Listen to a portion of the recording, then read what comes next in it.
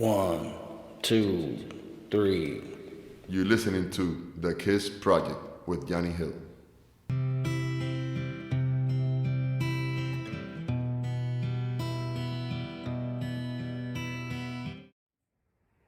Welcome, friends, to another Kiss Project podcast. Yes, this is the Kiss Project podcast, and remember that this podcast is a mission of love. It's dedicated to women, specifically those women that are in prison right now, because of decisions they could have made, because of the path of life, because of whatever situation. Don't care, no judgment involved. So if you're in prison right now and you have lost liberty, your freedom, you have lost it pretty much all. You're probably in a situation where everything is very dark. Some of you are ready to go ahead and reintegrate yourself into society, and because of that, there's a lot of fear in you at this point in time. There's a lot of unknown.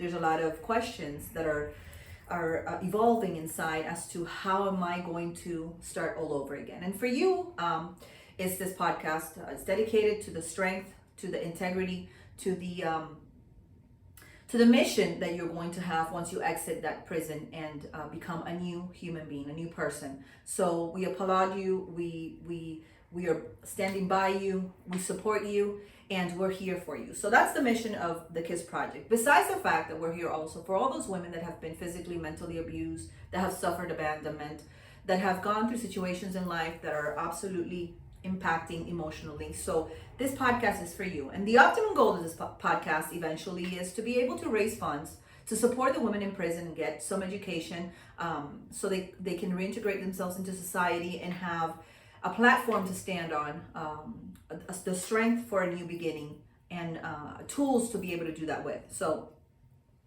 eventually we're going to have, like I said, fundraisers. We're going to have guests. We're going to talk about situations and problems. I invite all the women around the world that are watching listening to the podcast, or watching the transmission on YouTube, to go ahead and chime in, to go ahead and give us life experiences. This is all about reality. This is all about life. It's all about me sharing with you all the situations that made me the human being that I am today, and that have molded my way of thinking, that have molded me emotionally. But the essence of this podcast is not me. The essence is the ability to have all the women from different paths of life, whether it's nationality, race, it doesn't really matter. It's sharing their vision, it's sharing their experience, and it's sharing the strength of overcoming. So salute to all of you, and I'm here for you. So you can go ahead and write to me, the KISS Project podcast at Gmail. So you can write to me right now, and we can exchange experiences. You can talk to me about the situations you're in. If you cannot do that right now, well, eventually you'll be able to listen in as of next week through Spotify, Google Podcasts, Breaker, and a whole bunch more. Also Pocket Cast, Radio Republic. I mean, there's a lot of ways that you can listen to this. And my incentive, what motivates me to do this on a weekly basis, is for you to set aside 3 minutes of your time, so you can think about what we spoke about, and you can go and do a self-analysis. Dedicate yourself 3 little minutes and know where all these emotions, reactions, and all this molding with life experiences, what molded you through life, that has made you the human being that you are today. And let's better that. Let's become even better the day of tomorrow. So by looking inside, we're going to find a lot of things. And today, one of the things that I found when I was growing up was fear. And I'm going to tell you that the definition of fear is an unpleasant emotion caused by the belief that someone or something is dangerous, likely to cause us pain or threat. To be afraid of someone or something, as likely to be dangerous, painful, or threatening. Yes, I had a lot of that in my upbringing, and fear dominated my childhood for a lengthy period of time. Why do I say fear dominated? Yes, my parents were not abusers. No, they didn't hit me, even though Cubans have a habit of using the belt and using it, frequently. It wasn't my case. I wasn't abused as a child. My parents didn't hit me often, but I suffered a lot of emotional abuse. My trajectory, my experience as an immigrant was very was surrounded by fear, was very threatening, was very scary. Why? Because I was being pulled, and like I said in the previous podcast, I was being pulled for everything I knew and everything I was comfortable with. I was pulled from my home, I was pulled from my school, I was pulled from my friends, but I was also pulled from a figure in my life that was very important, and that was my aunt. My parents were there, my parents were young, my parents were having issues as a couple. Therefore, my refuge was my aunt. She was older than my mom. She was the one that gave me a peace of mind, gave me tranquility, that pampered me, that gave me that sense of security. And as I became an immigrant and my parents pulled me from my country and my surroundings, they also pulled me from the connection that I had with her and the ability to be able to feel safe. So I confronted that aspect of fear, which was the unknown. Where am I going? Why is this happening? I was 6. I wasn't really in full understanding of why. And today I'm very thankful. Like I said, I'm Cuban. I'm super proud to be Cuban. But I absolutely adore the United States of America because it's given me what my country didn't provide for me, which was stability, which was the ability to say the things I say here with no one judging me or telling me, hey, you can't say that because if not, the repercussions are going to be such. They allow me to be my own human being. It's a country that gives me the ability to put out there everything I think and feel without, yeah, you might judge me because you might not think like me, but that doesn't stop me from saying what I think and feel, which is magical. I love the United States of America. I love what it's done for me. So basically, now we go into another chapter of fear, and that other chapter of fear was confronting the unknown. Okay, I'm getting to another country where I don't know anyone. My parents are having marital issues. I'm leaving behind my strong point, my sense of security, my sense of comfort, which is a figure that's very important in my life. And then I have to face this new world. So it was very, very, very scary. On top of that, I also had to fear in the aspect of what am I going to do next? What's going to happen with me? Uncertainty. Uncertainty allows people's emotions to get very convulsive. I mean, they take over, they overpower you, and those emotions lead you again to fear, especially when you don't have answers for them. So then I had to face a situation where I didn't know anyone. I didn't have anyone to run to because my sense of security, my sense of comfort had been pulled away from me. So we've talked about sense of ownership. That was being shattered. I didn't know. I didn't have a sense of belonging. That was being shattered because it was a brand new place where I had absolutely no connections to, and that brought along fear. And eventually in life, as I grew older, I realized that the way that I reacted to fear was directly related to aggression, to impulse. Why? Because going back also to the country I was born and lived in before I became an immigrant, I was taught very early on that I had to have a high level of silence. I couldn't say what I was thinking. I couldn't say what was going on in my home. I couldn't say what I felt because we had to abide by the government, number one.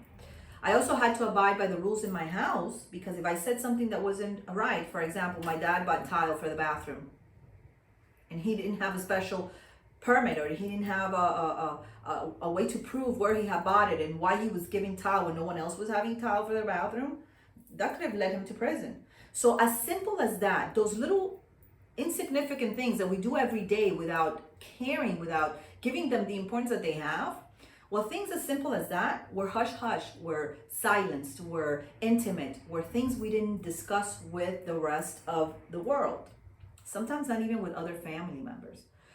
That hush-hush level that was integrated into the family, that level of silencing became muting. It turned completely off the voice that you had inside to exteriorize, to say what you wanted, when you wanted it, why you wanted it, to talk, to express, to let go of emotions, to release toxins through the ability of speech. So, what I was taught to do at an early age and what I saw around me was that aggression was the way to let go of all those things that were a turmoil inside. So every time I felt fear, I had to keep my mouth closed. I had to dig that emotion back down, and that made me have a lot of anger. And the way that I would exteriorize anger was I would fight. And I have no shame. Yeah. I fought little girls. I fought in my school. I fought women. I fought men when I didn't like what they were telling me. And I'm talking about verbally and physically. I would just go blind because I had suppressed my fear. I had not been able to exteriorize that emotion. I had also had to silence it. So the anger that I had inside was like becoming possessed, was like, this is the way to go. And I'm not going to say anything, but I'm going to show you what I think and feel. And I have no shame. I took that into my relationships. And when I was fearing the loss of a mate, of my partner, my significant other, when I was thinking I was losing in a fight of any kind within a relationship, I had no shame in saying it. I would just beat the hell out of that person. Yes, with all my mighty soul, and trust and believe this little thing right here did a lot of damage. I did a lot of damage to myself also. And the reason why I'm talking about fear is because I think it's important. We've already talked about the sense of belonging. We've already talked about abandonment. We've already talked about things that molded us in the early stages of our growth. And I think an important factor that we need to analyze for 3 little minutes. Remember, it's 3 little minutes. We're going to sit in a little corner, and we're going to think about things that made us feel fear. And furthermore, we're going to think about how we dealt with that fear and how that trespassed from early stages or trickled in from early stages to adolescent to early adulthood to the years of maturity, which I feel, believe it or not, at my age today, in the last 5 years of my life have been my biggest leaps and bounds of growth in maturity.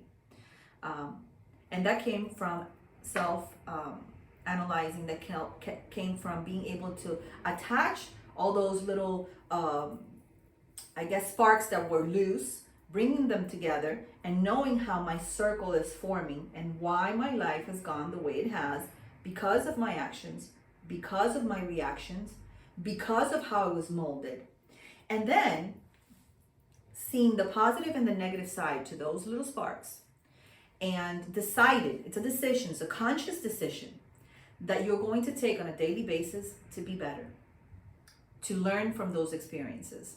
And I think fear is an important emotion that you should address, that you should learn how you are able to tackle fear, not in the ways that you did in the past, because those were ways that you were not able to handle. For example, when I'm in a fearful situation like I was this week, and I'll tell you quickly, I had a health situation where all of a sudden I was great and I just declined, and I didn't know where I was headed, and I felt I needed to go first to the emergency room and then I call rescue because I'm not going to have time. I saw death in front of me, and death made me feel that fear that I felt as a kid, the fear that started to put anger inside of me, place anger inside of me, the fear that started bringing up all these emotions, and I didn't know how to control it. And the more fear I felt, the worse I felt. And I was going through a situation, I didn't know what it was. And here I had all these people attending to me medically, and I was fearful of death because I am conscious today that it's not my time. I don't want to die. I have a lot of projects. I have a lot of things in my heart that I want to expose. I have a lot of things I want to do, especially the KISS project.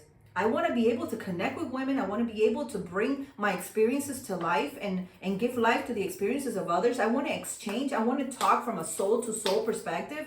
And I was saying in my mind, God, I'm so scared.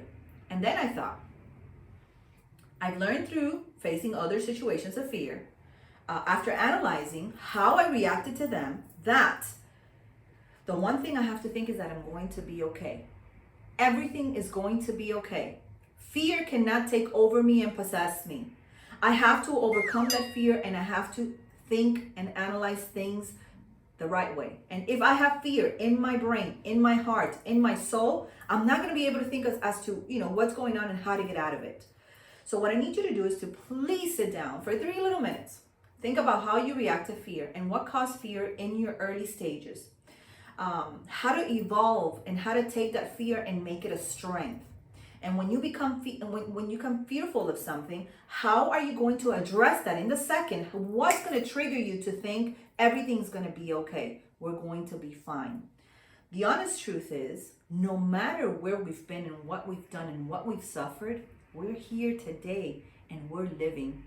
We're living life. So I leave you with that. Remember, no matter what you've been through in life, today you are living, not existing, you're living. You're living life. So take those 3 minutes for yourself, put yourself first, analyze fear, see how it molded you, take it and turn it around emotionally, make it a strength. When you fear, you don't have to react in a negative way. When you fear, you're gonna stand strong. You're gonna think to yourself, okay, guess what, fear? I'm gonna hit you in the face. I'm gonna nudge you. I'm gonna cut you right where you started. I'm gonna take you and I'm gonna convert you into strength, because you will not possess me. You will not take over me. You will not make me weak. I'm going to continue to be the human being that I am today. I'm going to be strong and I'm going to overcome. That's what the KISS Project is all about. Overcoming. It's a project of love. Listen, you can again listen to me on Spotify, Google Podcasts, Breaker, Radio Republic, Pocket Podcast. And if eventually you want to join me and see who I am, physically see me, then you can go ahead and go to YouTube to the KISS Project Podcast, and you can actually listen in to this entire transmission, and we can see each other. You can comment. Please don't be afraid to write to me, kissprojectpodcast@gmail.com, until all of our social media is completely set up, Facebook and Instagram, at which time I'm really wanting that you take a step further and go ahead and